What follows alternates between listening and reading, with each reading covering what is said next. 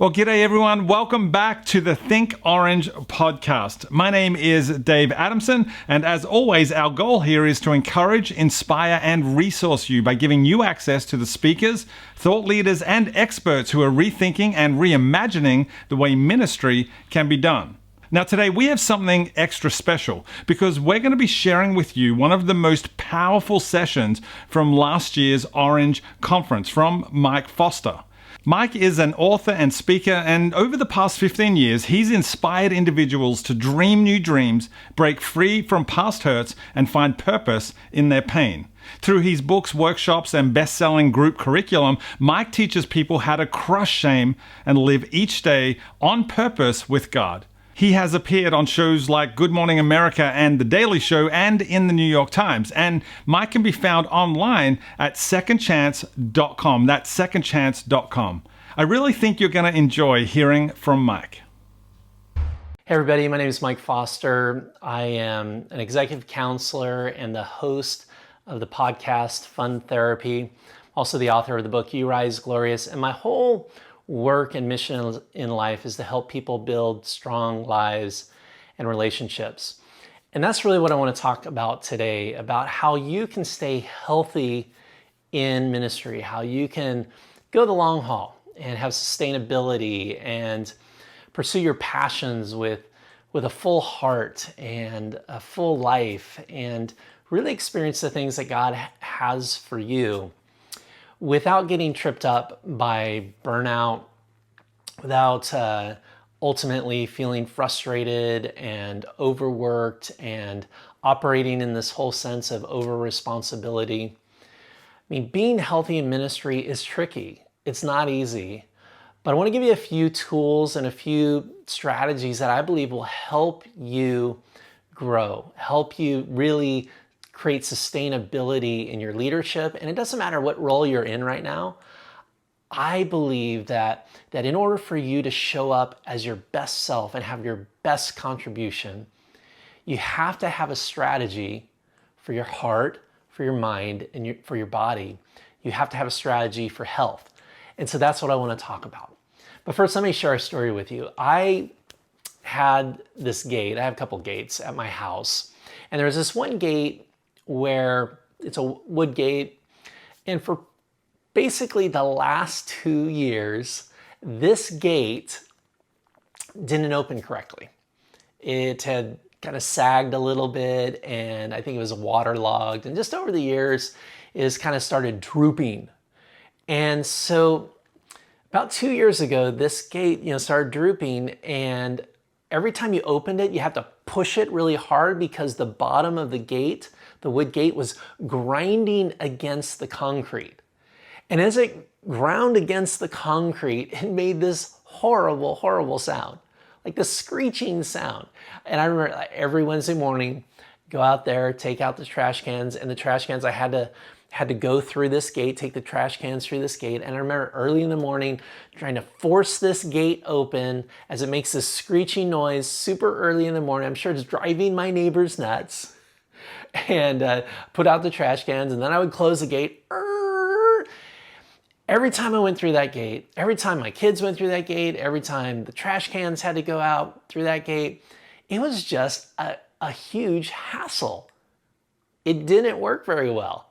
And so finally, a few weeks ago, I finally decided, hey, I'm going to see if I can do something about this gate. I'm going to see if I can fix this. Now, I'm not a very handy person, but I thought that maybe I would give it a shot and see if I could do something about this gate that had to be forced open, that would screech against the concrete. I wonder if there was a solution. And so I got out my drill and I kind of assessed the situation, and I didn't not very handy, but I figured out what was going on, that if I lifted the gate just a little bit, like took the hinges off and then lifted it up on the post a little bit, then the bottom of the gate wouldn't grind against the concrete and it would open and be a lot smoother. And so I took out the screws, lifted the gate up probably about like that much, maybe an inch, maybe 3/4 of an inch, drilled the hinges back into the post, and lo and behold, all of a sudden, the gate was working perfectly now. It wasn't grinding on the bottom. It was quiet. I didn't have to force it open anymore. It was just nice and smooth. And it took me about 15 minutes to fix this gate. And you know, I thought to myself, I'm like, why in the world did I wait so long to fix the gate? 2 years it had been like this, and it only took me 15 minutes to fix. And I think we do that a lot in our lives, right? We have certain things that are grinding right now. There's certain things that feel heavy right now. There's certain things in your ministry and maybe in your leadership that are just not gelling the way you think it should gel. And that's taking a toll on you. And so what I'm asking you to do is could we take a few minutes and see what we can do about why your gate is scraping on the concrete? And really, in order for us to have healthy ministry and have healthy hearts and lives, we actually have to make the decision, the conscious decision to say, I don't want my life to scrape on the concrete anymore. I want to do something about this. And so part of having a healthy life and having healthy ministry is for us to make the choice to say, my health is a priority. I care about my heart. I care about the sustainability of what I'm doing. And here's the big lie that we tell ourselves. And I work with a lot of leaders. Again, a lot of counseling, a lot of leadership development. And I haven't met a leader yet that at some point in their leadership, they believe that they are the exception to the rule. What I mean by that is that they think they can keep plowing forward. They think they can ignore certain things in their life. They believe that they can live off of 5-6 hours of sleep. They believe they can work 60-hour weeks with no side effects. They believe that they can deny certain aspects of their needs. They believe that they can just plow through and with God's help and just, sheer force, make their life the exception to the rule. That they don't have to follow the rules that every other human being has to follow. And here's the reality of human beings, is we need rest, we need replenishment, and we do have limitations. And so the challenge, maybe the question you need to ask yourself right now is, have I been leading my life? Have I been designing my ministry strategy? Have I been operating in a way that says, I am the exception to the rule. I can overcome this. I can overpower this. I can just ignore certain aspects of what is going on inside of my heart because I can. Well, here's what I know. I believed that for a while in my own life. Many years, I was just I'm the exception to the rule, until I found out that I wasn't. And I ended up being burnt out and cynical and hating the work that I was doing that I used to love. You see, that is where all of this leads if we're not being honest with what's bubbling underneath the surface. And that's an incredibly important part of this, that if you want to have healthy ministry, if you want to create a healthy leadership, you want your team to thrive, you want your family to thrive, you want to stoke that passion, you have to pay very close attention to what's underneath the surface. So when I was a kid, I used to go to Disneyland once a year. Now my kids, we have annual passes, so we get to go all the time, which I just feel is so unfair. But as a kid, I went to Disneyland once a year. And every time I'd go to Disneyland, one of my favorite rides were these little boats. And it's sort of like Autopia, where you drive the cars, but this time it was boats. And I loved driving the boats, and I couldn't believe that they would put a 9-year-old kid like little Mikey behind the wheel of a boat and let him drive. I was just wow, look at me, I'm driving a boat. Look how these adults trust me. Look how well I'm maneuvering under the monorail bridge. And look, I'm not running into any other boats. And look, I'm driving and I get to direct where I'm going. And look at me pulling into the dock just perfectly. Now, as a kid, I thought I was in ultimate control of that boat. I thought I was driving. But you and I know as adults, and we know what's really happening, is that there's a track underneath the water that is actually determining where the boat will go. You see, I was turning the wheel and I thought I was in control. I thought I knew what was going on here. I thought it was really good. And the reality is that there was a track determining every action, every place I would go. There was only one direction that I could pull into that dock. There was only one way I can maneuver around that bridge. Here's the reality for all of us, is that all of us have a track. We have something underneath the surface, underneath the water. And smart leaders, strategic leaders, will pay attention to what's underneath the surface. You see, if we want to have health, we can't deny that there's stories and narratives and fears and stress and anxiety. We can't deny that there's things happening maybe from our past that still impact us today. See, friends, there are things underneath the surface of your soul. And if you want to be healthy, and if you want to thrive, you've got to pay attention to the track. You've got to pay attention to the stuff below the surface. And yet I realize we much rather spend our time on the external stuff, the stuff that the people see, or the things that are obvious. But let me be very, very clear. You neglect what's underneath the water, you're not going to make it. You ignore what's underneath the water, you don't give credence or you don't pay attention to the needs underneath the water, you're not going to make it. Or if you make it, you're going to be so dysfunctional and so broken and so depressed and so miserable in what you're doing, you'll just want to quit. And so part of health requires us as healthy leaders to look underneath the surface. Do you know that 95% of your choices during your day, 95% of your life is driven by subconscious programming? It's true. That means that you're not really thinking about why you're doing something or responding to this person's critique of you, or you don't understand why you get so worked up when people disrespect you, or you don't understand, you just react. And so much of our life and so much of our choices and so much of the style of which we do leadership is driven by subconscious narratives, things below the water. So part of being healthy, part of embracing a holistic, healthy, long-sustaining leadership style means that I'm not driven by programming that I'm not paying attention to.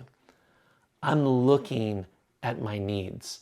I'm understanding what is driving me. I understand my story. I understand my pain and my wounds, and I'm going to deal with that stuff. That's the key. And until we do that, we're going to miss out on the opportunity to have health, not only in our lives, but with the people that we're working with. So let's talk about self-care. So for a lot of us, we think of self-care as a bonus or an extra, as not a real necessity in terms of our leadership. But that to me is just a very, very non-strategic way to look at your life and to look at self-care. Your life, think of it like a car. And self-care is the gasoline. And so you can drive your car for 300 or so miles, but you're going to eventually run out of gasoline. And so if you're not putting gas back into your internal fuel tank, you're not going to make it, right? your car's not gonna get to where you want it to go. Your leadership is not gonna get to the place you want it to get to. Your vision is gonna fall short. And so self-care is not selfish, but self-care is strategic. So I want to challenge you. I want you to think about, how can I start implementing more self-care strategies in my life on a daily, weekly, quarterly, and annual basis? What have you even spent some time thinking about the things that refuel you, that replenish you, that make you feel like you're coming alive?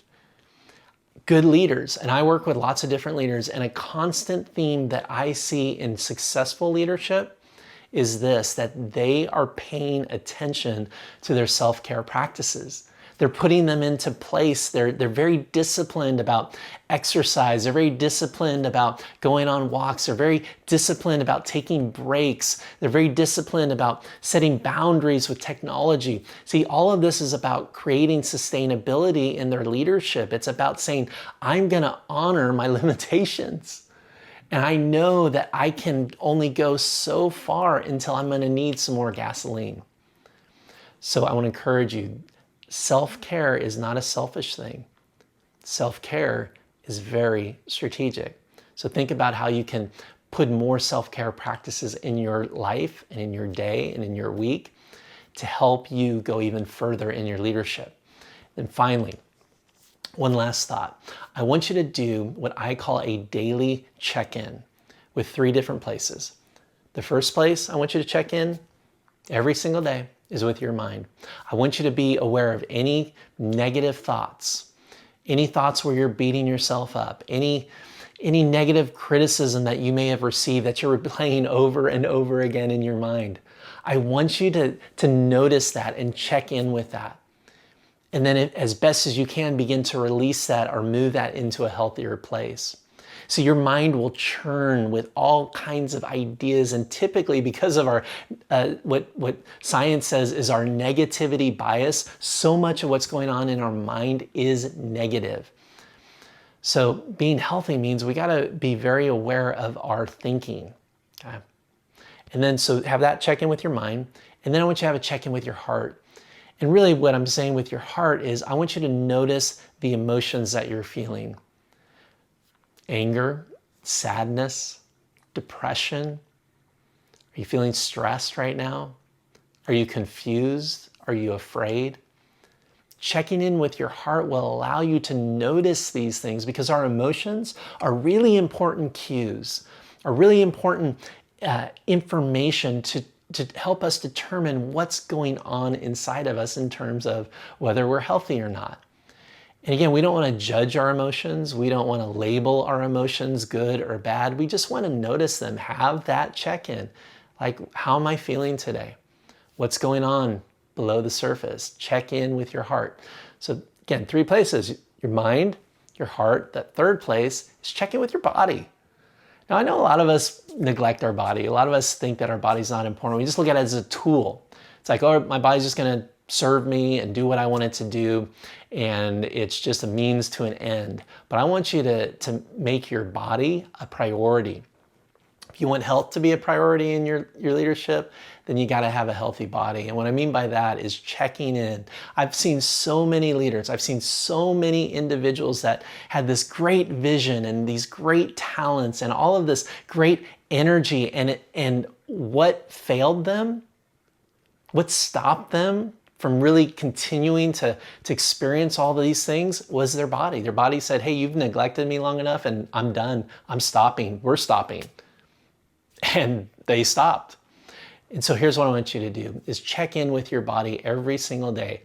How's your breathing? Are you breathing shallow? Is your chest feel tight? Is your neck all stressed out and tense? Are you having stomach issues, lower back pain? Are you honoring your body through exercise or walks or joyful movement? Again, we want to have a check-in because our body's going to communicate a lot of things, and if we neglect it and we ignore it, it's going to get our attention one day. So here's the deal. Here's the challenge. I would love for you to see where your gate right now, the gate of your life, is grinding. I want you to see if there's some simple tweaks and some simple pivots and just small adjustments that you can make around your health that will make a huge difference. I want you to have a check-in, a daily check-in with your mind, your heart, and your body. I want you to start practicing some self-care strategies and start taking care of yourself and doing things for you, knowing that it's not selfish, but it's very strategic. I want you to pay attention to what's below the surface. Pay attention to the things that are rumbling underneath. And when you do that, I truly believe you're not only going to have the life that you desire, but you're going to have a leadership style that thrives, that wins, and accomplishes more than you could ever imagine. Now, wasn't that amazing? I really think that the more we learn about mental health, the more we realize how necessary it is to educate ourselves about it. And if you'd like to get some free mental health resources for your church, just go to orangeleaders.com/resources/mental health resources. I'll make sure to leave the link in the show notes. Well, thanks so much for listening. My name is Dave Adamson, and as always, remember, when you think next generation or church strategy, think orange.